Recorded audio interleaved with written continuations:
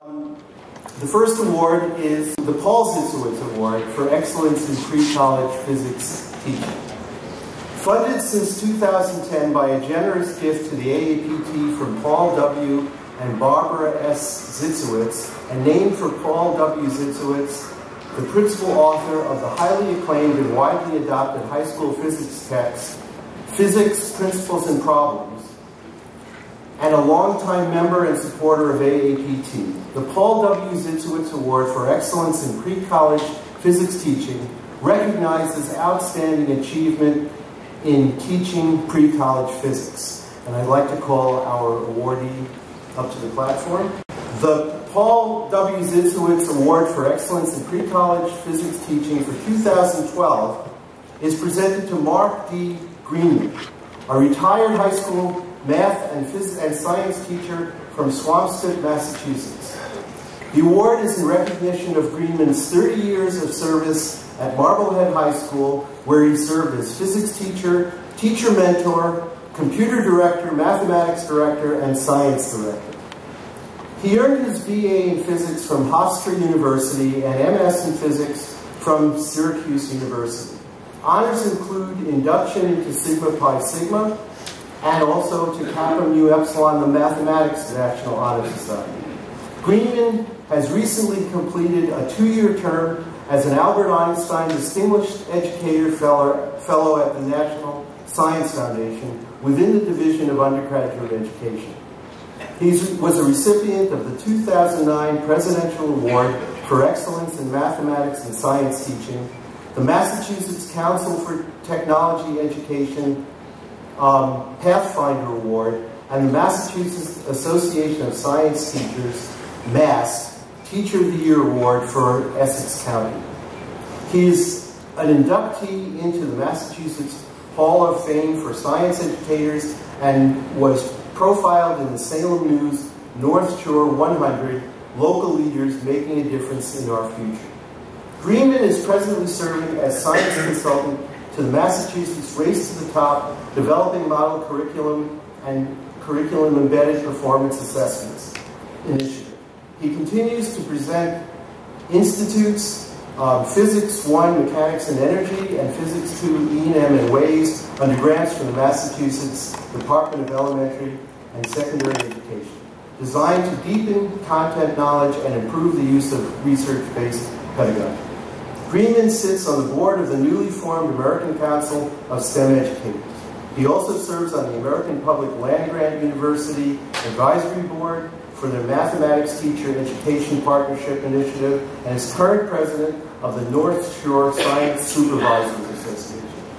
Greenman has been an AAPT Physics Teacher Resource Agent since 1985 and also shares best practices and his enthusiasm for teaching and learning through presentations and workshops at national and regional conferences. He has authored articles on teaching methodology, teacher preparation, computer education, electrodynamics, and electronics. So I'm pleased to present the Paul Zitzewitz Award to Mark Greenman. And as part of the award, Mark will deliver an address to you entitled Interactive Laboratory Experiences, ILE, a Professional Development Recipe for Success. Very much. This is going to be a two-part presentation. First, one that just says thank you to all the people who's made a difference in my life to help me grow as a professional educator. And then I'd like to share some of the results that we found over the last 4 years presenting this professional development opportunity to Massachusetts teachers. It is with humility and pride that I accept this award and thank the AAPT Selection Committee and especially the Zitzewitz family for their generosity in supporting and recognizing the importance of pre-college physics teaching.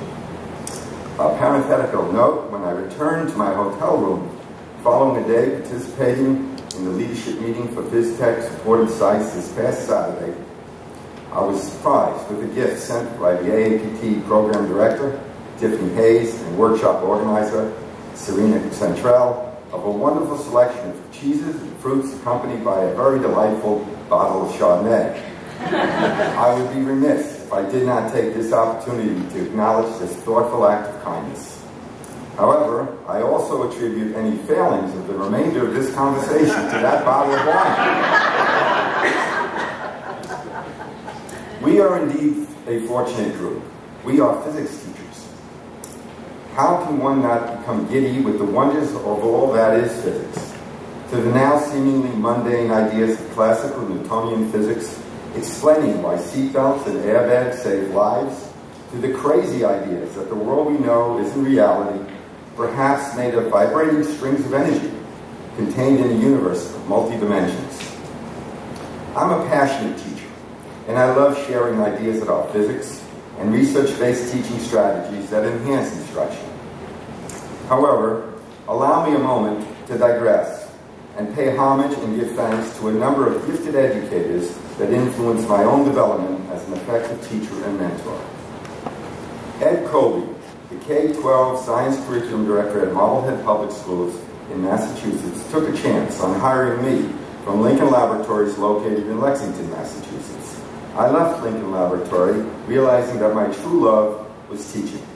And although I did enjoy my work at Lincoln, working with colleagues, developing models for phased array radar systems, I remembered the truly endorphin high, the chills that would go up the back of my spine that I received when working as a graduate teaching assistant at Syracuse, sharing my excitement of physics with new undergraduates. Ed Colby, an enlightened educator, had just adopted the National Science Foundation-funded PSSC Physical Science Study Committee physics curriculum and hired me to implement this program at Marblehead High School. The PSSC curriculum emphasized active laboratory approaches and model building. This was a curriculum that resonated with my own educational belief system and was the perfect start to my career as a professional educator. Dr. Ron Thornton, a professor at Tufts University, was disheartened at the lack of conceptual understanding of physics ideas demonstrated by Tufts engineering and physics majors. These very bright Tufts students could solve algebra and calculus problems, but couldn't articulate the ideas that provided a coherent story behind the mathematical solutions. Ron, along with Priscilla Law, David Sokoloff, and other physics faculty from several universities, looked to develop strategies and tools for more coherent presentation of physics. From this quest, Thornton and his colleagues formulated the Force Motion Conceptual Evaluation Tool, Real-Time Physics, Workshop Physics, the Physics Suite, and the 8-step interactive lecture demonstration strategy. The ILD approach, initially targeting large college lecture courses, attempted to engage students in intellectual risk-taking, peer discourse, valuing communicating of ideas, and learning from nature. I was fortunate to be involved in several workshops Ron and this group at Tufts through funding from FIPSI and NSF offered to high school physics teachers. Again, I found an approach to teaching that resonated with me, and I soon morphed the ILD pedagogy into what I named ILE, or Interactive Laboratory Experiences, suitable to my more intimate high school classroom setting. The same 8-step methodology adapted to the small classroom proved effective for engaging high school students at all levels and fostered deeper understanding of ideas in physics. In the late 1990s, the Massachusetts Reform Education movement led to state-funded professional development opportunities, summer content institutes for Massachusetts teachers. I was fortunate to be tapped to provide physics and chemistry institutes to Massachusetts secondary science teachers, and I enthusiastically developed a program that saw me cloning ideas from the workshops I took 10 years earlier at Tufts. Allow me to read a quote echoed many times from participants at one of these workshops. Instead of teaching physics the way I was taught, your course shall be something new. ILDs and ILEs are more in line with the way I've been teaching my engineering classes, and this teaching strategy fits my style of teaching. ILEs gave me a great start and has been a different and better learning experience for my students. My students are learning physics, and I feel more confident in my ability to help them. The course was an intense couple of weeks. These courses are no vacations. But it has been worth every hour I spent in and out of class. Stephen Carter, Madagascar, Essex Regional High School.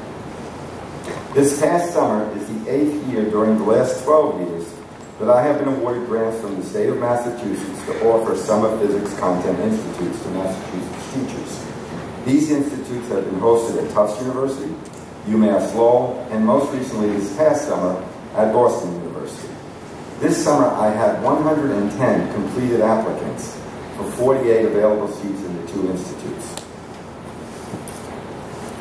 Over the last 4 years, I have consistently recorded data using a pre-post format, and teacher fractional gains is measured on the FMCI, the Forced Motion Conceptual Evaluation, range from 0.6 to 0.7, with teachers in every comparison group, by undergraduate major, by primary teaching assignment, by district type, by licensure, showing strong gains. And just as encouraging, these gains showed little or no decay over time. I'd like to share with you for a few moments now data and some information concerning this professional development opportunity.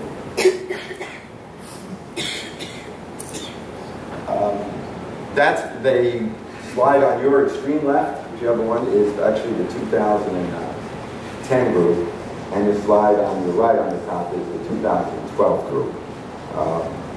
Down in the lower left-hand corner, you actually see 4 students, 4 teachers working on a Hooke's Law experiment. Again, presented in the ILD format, the A-step format. And on the right, looks like a couple of three more participants working on how you combining forces. Decline of American education is untenable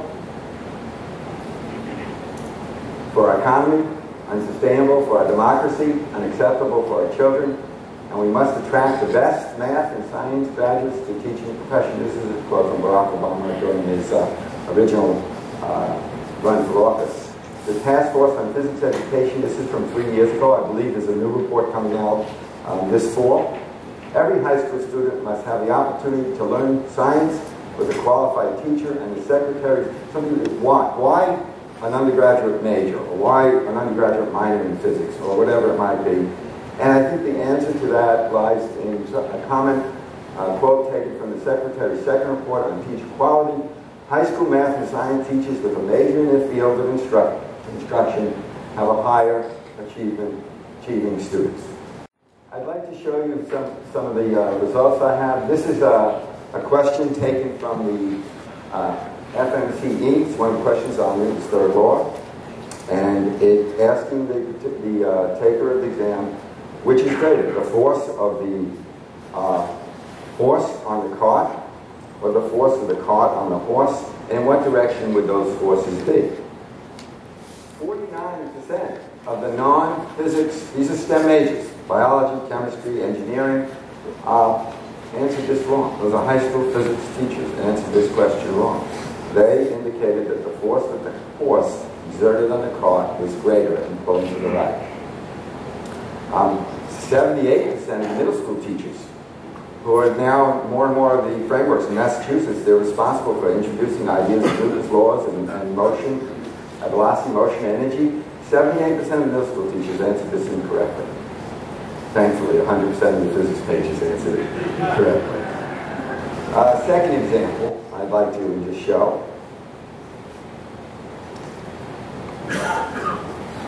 Is this one. This is another question. A little better, but still something you would expect anybody who's responsible for teaching students physics to be able to just knock out of the ballpark. What net force acting on a sled would keep the sled moving towards the left and speeding up? I mean, it's not even like the question doesn't use velocity. It says speeding up at a steady rate. It even says constant acceleration.